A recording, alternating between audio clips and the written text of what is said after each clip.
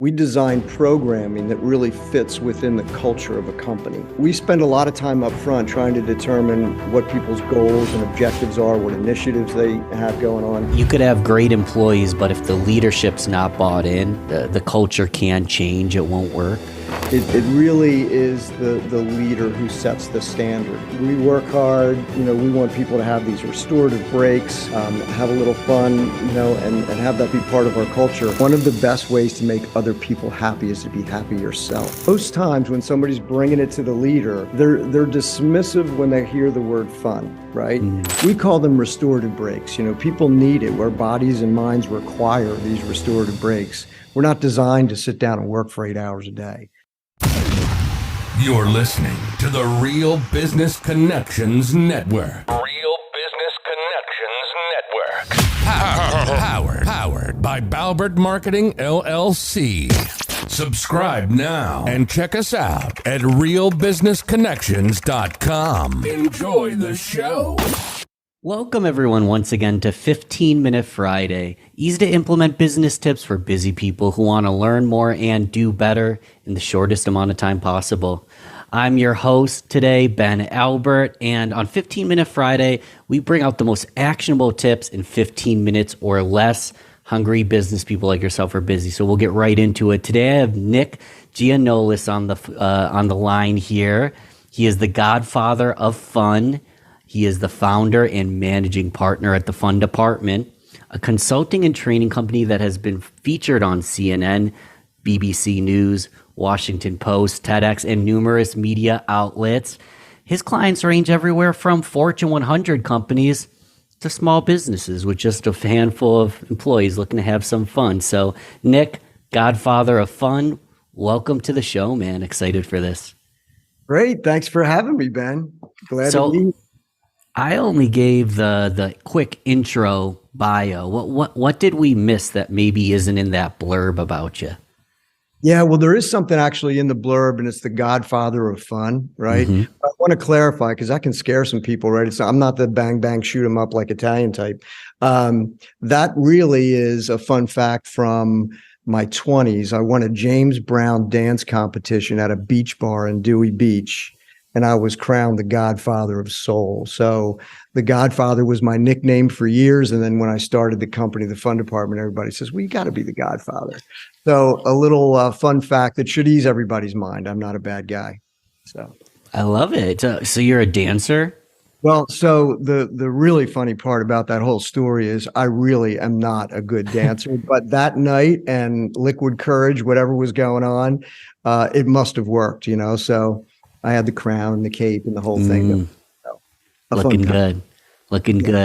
So to set the standard, I always ask my guests to bring a quote or a tweetable or something to get us kicked off with. Well, what did you bring for us today, Nick? Well, so, a couple things come to mind. I'm going to give you a really short one that I just think is fun. Laughter is an instant vacation. Right. So that's Milton Berle, and Milton Berle's long past, but, a funny guy, a comedian. And I just think it's so appropriate. And I think of, laughter and vacation kind of in the same, same realm. And you can treat yourself to that, at any time. But the one I think today is more relevant and I relate to a lot is that one of the best ways to make other people happy is to be happy yourself. So I think modeling that, and I won't take credit for that. That's Gretchen Rubin, who wrote The Happiness Project, and she's a famous author and speaker, Yale grad, really sharp individual. And I believe it to be so true because you really do, model the behavior, and I think that's really what makes the difference. It's a choice. You can be Tigger or Eeyore, and I'm always going to choose Tigger. Yes, we don't need an Eeyore. Right. So you're going in to like Fortune 100 companies and bringing laughter and happiness. What does that look like? Yeah, so we really take a different approach to team building, traditional team building. We design programming that really fits within the culture of a company. So we spend a lot of time up front trying to determine what people's goals and objectives are, what initiatives they have going on, and what their culture is, what their people are. And then we'll design programming, some virtual, it could be some live, that is consistent throughout the year, and it really helps establish this culture of fun and levity in the workplace. But it has to be where leadership is on board, right? Where leadership is on board, we're 100% successful. If we've got to fight it from the bottom up and it's a bad culture and people don't, appreciate fun, it's a much rougher road. So we kind of insist on it. The number one law of fun is leadership buy-in. Talk a little bit about that. So you could have great employees, but if the leadership's not bought in, the culture can change. It won't work. Yeah, it always starts at the top, right? So no matter what's going on, whether it's a company or family or the government, it doesn't really matter. So it really is the leader who sets the standard. And in particular, where fun is the case, it's almost permission to play, right? Because it's counterintuitive. Oh, we should be having fun at work, right? Like most people are afraid. They think they might, somehow lose their job or get in trouble.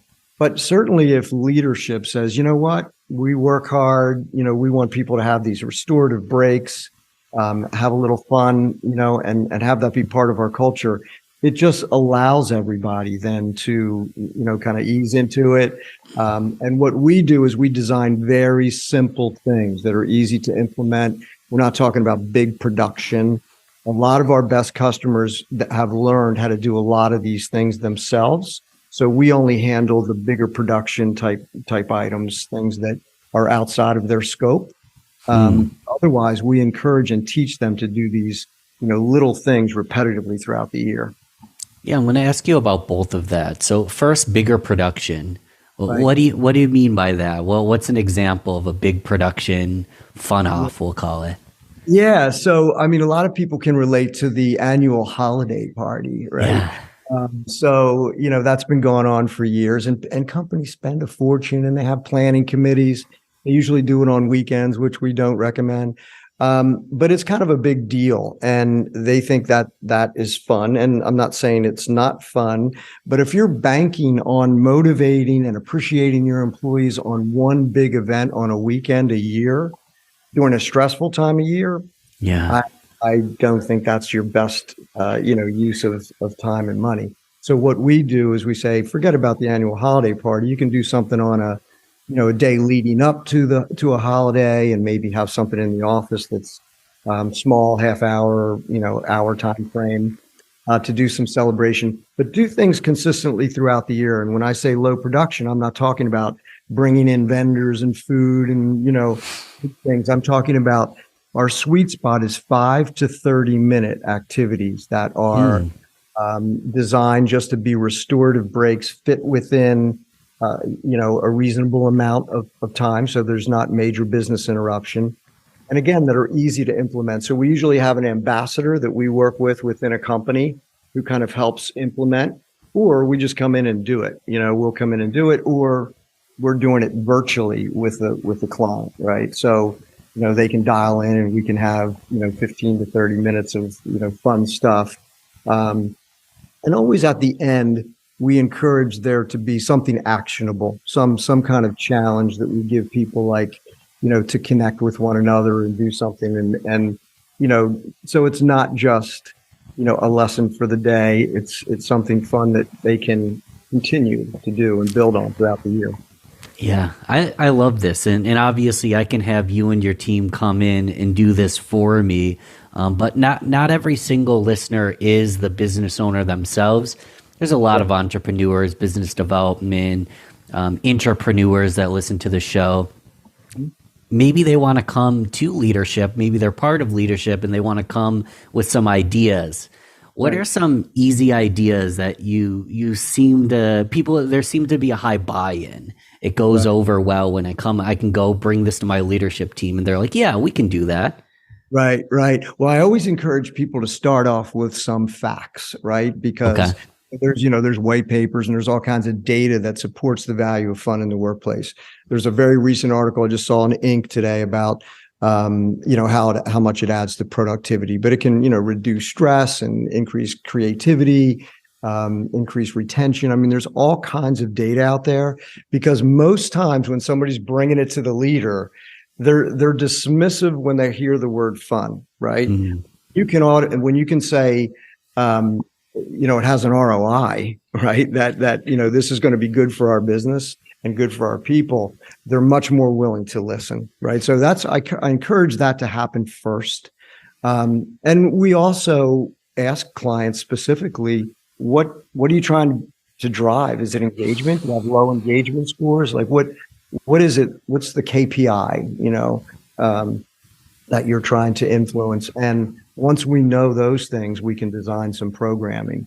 But again, it's simple, things. And I give, some examples of things that are so simple that you just have to try them. And one is, and it's totally free, before a meeting, because most meetings, you're in and out of meetings all the time and are relatively boring. And so, play a 2-minute video, just take it off of YouTube, Google, funny leadership, videos, and there'll be a host of things that come up, and any subject you can think of.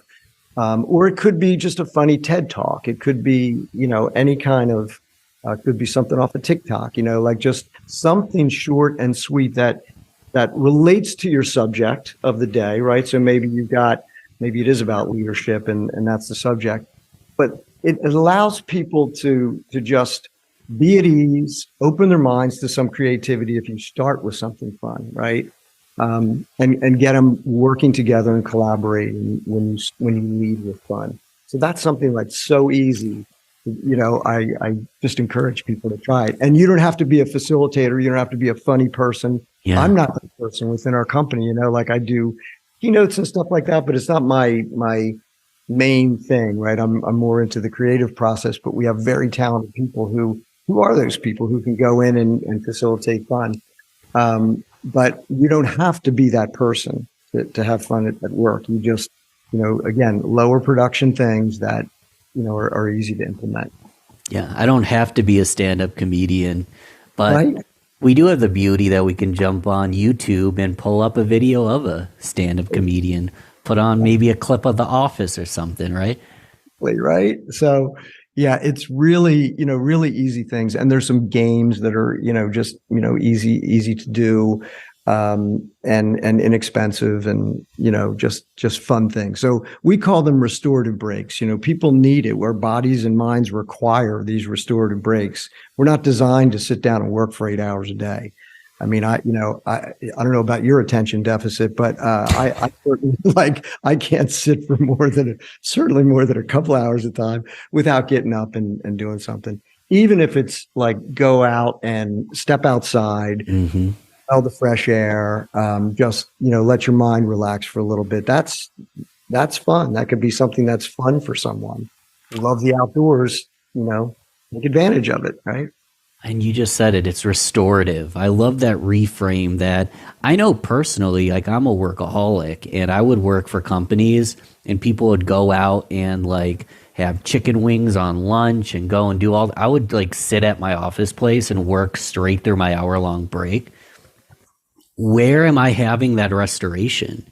I think a lot of people might be lacking that restoration, and it's not taking a break as in an inefficiency that I'm stepping away. It actually restores you and makes you a better worker once you come back, right?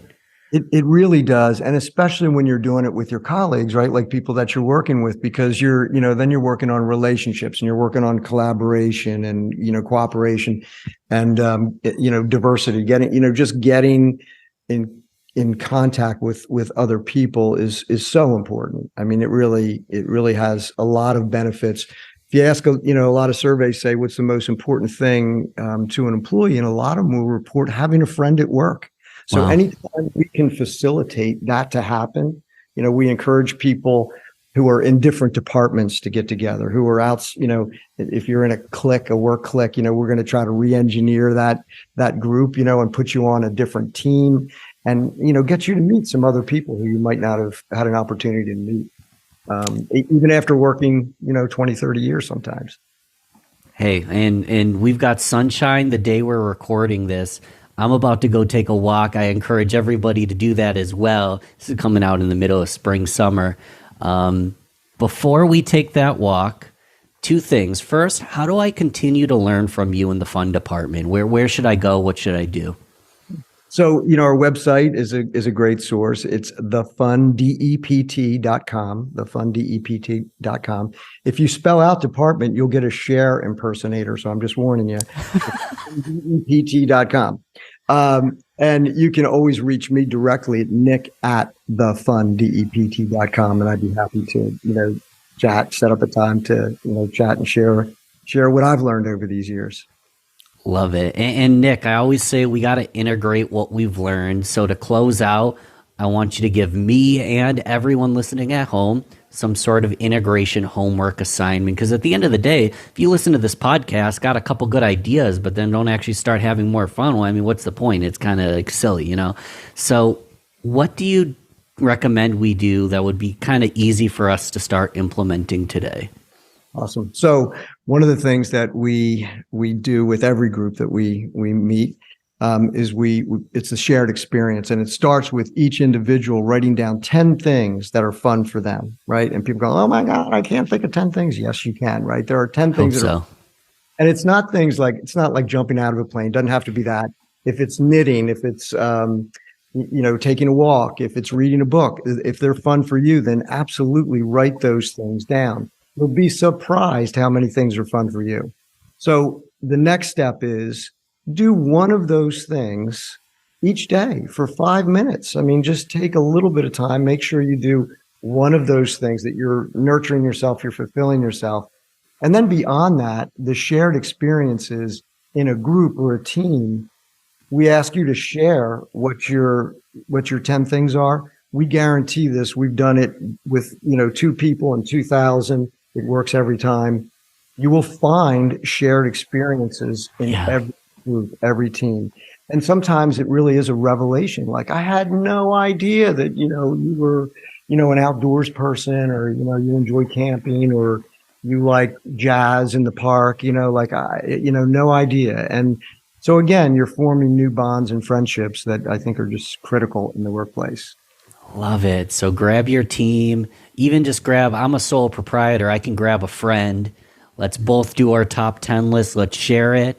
And we'll be surprised. We probably have a lot of commonalities, right? I guarantee it. And you can do it at home, like with family and friends. So, you can do it in the car. You can do it with family. Right. Great little exercise. Yeah. Tell us one more time, Nick, how do we stay in touch and continue to keep us in your world? Wait. Keep you in our world. I said that one backwards. It's a Monday. Works both ways, right? So, so it is thefundept.com. Thefundept.com will get you to our website. You can make inquiries directly from there, learn more about our company. We have some videos on our site that, are insight into the kind of work we do. Or reach out to me directly, nick@thefundept.com. I'd be happy to help you. Thanks again for coming on, Nick. It's been fun. Cheers, man. Thank you, Ben. Always.